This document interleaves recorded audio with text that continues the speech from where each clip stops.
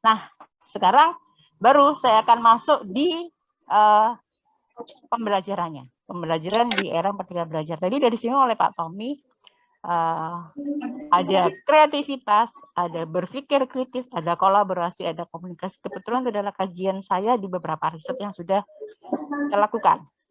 Nah, di era Merdeka Belajar ini, maka inovasi pembelajaran matematika yang harus kita lakukan adalah terkait dengan 4C.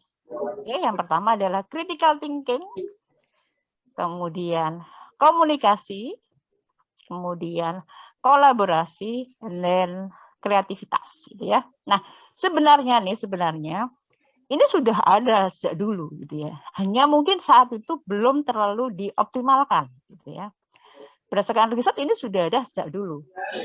Bahkan kemudian kalau saya masuk di soft skill-nya yang tadi, salah satu tujuan di Merdeka Belajar, soft skill dan belajar matematika, untuk berpikir kritis sudah ada zaman tirunya Edward Lasser, Morzano, Friedrich Einstein, sudah tahun-tahun yang dulu banget gitu ya. Kemudian juga ada komunikasi dalamnya adalah komunikasi matematika ya. Kemudian kreativitas, turnya Guilford sudah tahun berapa, Roger gitu ya, Silver juga udah yang lama-lama. Kemudian kita tambahkan adalah kolaborasi kerjasama. Nah, contoh nih ya, contoh untuk berpikir kritis. Kita boleh ambil dalam pembelajaran hal-hal yang masuk di berpikir kritis itu adalah bagaimana menginterpretasikan. Ya, kalau Pak Tommy tadi di literasi, sebenarnya di literasi butuh sebuah interpretasi dari yang dibaca gitu ya. Kemudian bagaimana menganalisis hubungan antar konsep. Kemudian inferensinya, strategi yang akan digunakan dalam memecahkan masalah ketika berpikir kritis, bagaimana eksplanasinya, gitu ya, bagaimana menjelaskan kesimpulan dan bagaimana dia memeriksa jawabannya atau regulasi diri. Nah, kita boleh juga bilang bahwa berpikir kritis itu dia harus membuat sebuah penilaian, menanggapi, memutuskan dan membuat sesuatu dalam hal ini menciptakan. Nah, kemudian bagaimana dengan sebuah kreativitas, gitu ya?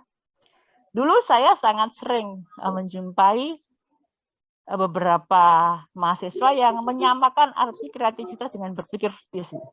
Padahal jauh beda ya, jadi beda. Jadi kalau kreativitas aspeknya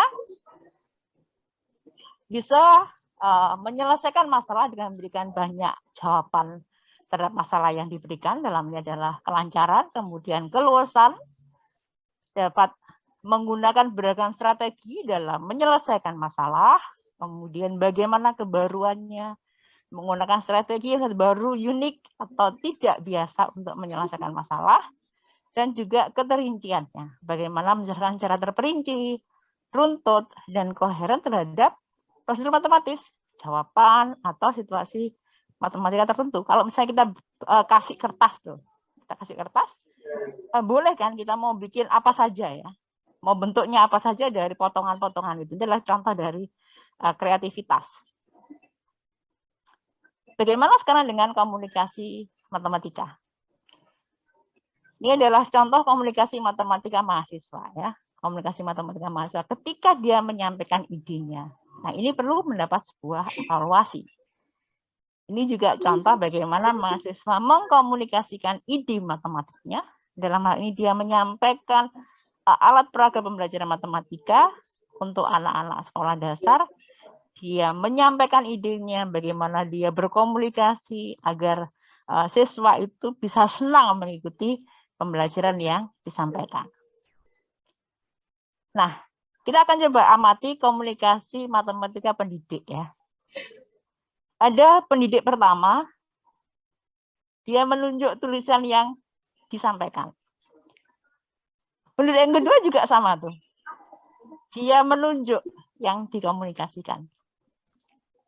Ini juga, nah yang berikutnya ada juga seorang guru yang juga menunjuk apa yang dia komunikasikan. Begitu juga ini. Jadi beberapa riset yang kami lakukan, seorang subjek penelitian ketika menyampaikan ide matematik yang ditekankan, di samping dia memberikan intonasi yang nggak berbeda dari objek matematika yang dia fokuskan, dia juga menunjuk dari objek matematika yang tekankan. Ketika kami tanya kenapa demikian, dia ingin memastikan bahwa siswanya itu memperhatikan betul hal-hal yang penting. Jadi dia tidak komunikasinya nggak flat, tapi ada intonasi naik turunnya untuk memastikan bahwa siswanya mengerti apa yang dia maksudkan. Nah, ternyata ketika kita sempat lihat bagaimana peserta didik mengkomunikasikan apa yang dia paparkan juga sama. Dia juga menunjuk untuk memastikan bahwa objek matematika yang disampaikan itu tersampaikan kepada temannya. Begitu juga yang di sebelahnya, ya.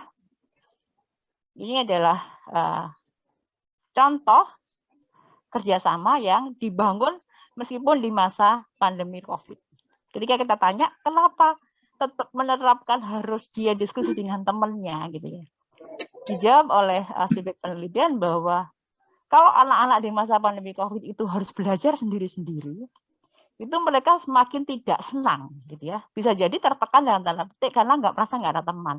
Oleh karena itu, dengan menerapkan protokol kesehatan yang ketat, siswa juga masih diberi kesempatan untuk diskusi dengan temannya. Bahkan dia juga masih boleh bertanya kepada gurunya. Gurunya juga masih memberikan bantuan, gitu ya, dalam menyelesaikan masalah yang diberikan. Artinya dalam pembelajaran itu kita sangat nggak terbatas ya. Jadi yang penting kita menyampaikan dengan benar prosedur di masa pandemi COVID untuk protokol kesehatan juga diterapkan dengan sebaik-baiknya. Nah, ini saya akan tunjukkan contoh siswa yang sedang ditanya oleh gurunya atas pekerjaan yang dia lakukan. Jadi di sini siswa itu menuliskan untuk U itu sama dengan 2X dikurangi 1, turunannya adalah 2, gitu ya. Ketika dia menuliskan F aksen X dengan menggunakan rumus NaUN pangkat negatif pangkat N dikurangi 1 dikalikan dengan U aksen, dia menuliskan N-nya itu bukan yang diketahui. N-nya diketahui 3. Tapi dia nulis N-nya 1. Gurunya mengkonfirmasi, kenapa itu kamu nuliskan N3 padahal dia 1. Ternyata dia pinter jawabnya. Loh, memang saya sengaja begitu supaya nanti saya ada pertanyaan dari teman-teman. Loh, kenapa begitu? Saya ingin menghidupkan suasana kelas ini supaya tidak diem aja. Yang kedua, ketika kemudian kami mencoba bertanya secara pribadi, dia ingin menerapkan konsep atau sifat, kan boleh Bu kalau operasi perkalian itu dengan menggunakan komutatif, gitu ya. Jadi saya boleh dong menuliskan 1 dulu dibandingkan dengan 3 dulu. Oh, gitu ya. Jadi kita tidak bisa dengan mudah menyalahkan apa yang dilakukan oleh siswa kita atau mahasiswa kita, tapi lebih kepada kita mengkomunikasikan dulu ngapain begitu, gitu ya. Ngapain begitu, ngapain begini. Supaya mereka juga punya kesempatan untuk mengeksplorasi apa yang dia inginkan. Oke, ini juga begitu. Jawaban siswanya, A dibagi dengan N+1 kali X pangkat N+1 tambah C, dia menjadinya A dibagi N dikalikan X pangkat N tambah 1. Rupanya dia menghilangkan angka 1. Ditanya juga oleh gurunya mengapa demikian, gitu ya. Sama dengan ini. Ketika guru coba memberikan sebuah jawaban, perkalian antara X dikurangi 2 dengan 2X kuadrat dikalikan 7X sama dengan 3. X dikurangi 2 sudah 3 pisah. Kemudian guru memfaktorkan 2X kuadrat dikurangi 7X tambah 3. Dia jadikan 2X dikurangi 1. Dan faktor berikutnya adalah X tambah dengan 3. Awalnya semua siswa diam. Nah, setelah itu ada siswa yang bertanya pada gurunya, Ibu, itu kenapa faktor dari 2X kuadrat dikurangi 7X ditambah 3 sama dengan 2X dikurangi 1 dan X ditambah 3? Gurunya balik bertanya, loh ada yang salah kah? Gitu. Loh kan itu yang di belakang sendiri 3, dia jawab gitu. Loh, terus kenapa? Itu kan juga 3. Loh enggak, itu kan ada negatif 1 dikalikan 3 kan hasilnya bukan positif. Berarti kan itu salah. Nah, ini adalah cara guru gitu ya, ketika kalian tanya mengapa guru memberikan itu. Gurunya menyampaikan ke kami sebagai peneliti, ini memang cara saya untuk memancing siswa agar dia pertama mempunyai sikap untuk berani bertanya terlebih dahulu, berani komplain gitu ya, gurunya ngomongnya berani komplain, padahal sebenarnya maunya supaya siswa berkomunikasi, termasuk di sini mau nggak mau akan muncul kritis gitu ya. Dia menilai tadi. Salah satu sifat misalnya adalah menilai. Dia menilai pekerjaan dari gurunya.